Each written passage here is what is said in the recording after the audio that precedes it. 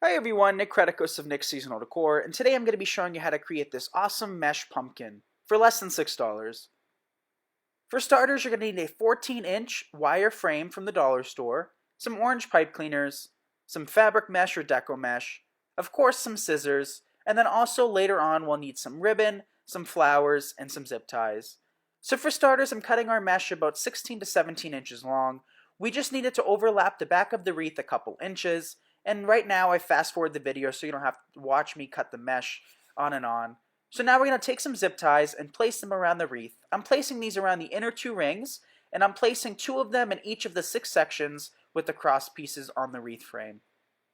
So of course we're going to need some more afterwards to make sure that we can't see through the frame as well as see the frame through the mesh. So I'm just placing these just to get a nice start, but then we can come back in later and add some more. So now I've flipped the wreath over and I'm inserting the mesh into the zip ties and then closing it shut. So now we're going to flip over the wreath and pull it towards the front so that we don't see any seams or any wire. And it also helps to hide any of the zip ties that might be showing. So now we're going to repeat this process over and over again until we have all of the zip ties covered with mesh, and then afterwards we can decide if we need more deco mesh to cover up the frame so we don't see through it. On this pumpkin, I'm using fabric mesh versus deco mesh, just because I wanted to have more of a natural fabric look to it, but you certainly could use a basic deco mesh that you can pick up for about $2 a roll, so it just depends on what look and feel you want to go for with this pumpkin. So I'm just repeating the same process, and as you can see there's gaps in between the mesh, and that's totally fine. We can adjust it later on, and we can certainly add some more. If you didn't care about using more mesh, you certainly could take the entire roll and just wrap it around the wreath, circulating over the top and the bottom. I wanted to use less mesh, so I ended up cutting it into individual pieces, and by doing it this way, you should be able to create about 2 of these per roll of mesh, making it pretty economical to create these pumpkins. So now we're just finishing up and doing the final touches, adjusting it slightly, and now we're cutting off the zip ties using my wire snips. Make sure when you cut the zip ties you also point them back into the wreath so that you don't pose the risk of scratching your door. And now what we're doing is we're adding a few additional pieces of mesh to cover up any of the gaps that we have or any pieces that are a little bit see-through like there.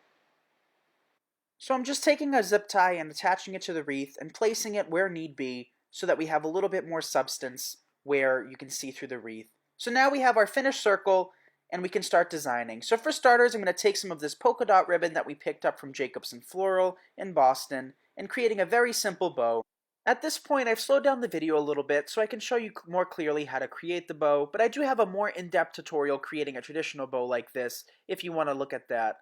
So what we're doing is creating 4 loops on either side, and then we'll also come back in and place a set of 2 tails underneath. So I just snipped off the ribbon, and while the ribbon's in my hand, I cut off some tails and placed a pipe cleaner to attach it. Now I'm just quickly fluffing it, and now we're going to add it directly to the top of the pumpkin, and bring down the tails, and fluff up the loops a little bit. This is a 1.5-inch wired ribbon, so it's very easy to work with. Now we're working with some fall oak leaves that we picked up from Walmart or the dollar store. These ones were 97 cents, so truly you can't beat that price anywhere. And now I'm just placing them in my glue skillet, adding a generous amount of hot glue, and making sure that there's good contact with either the loops of the bow or the mesh itself.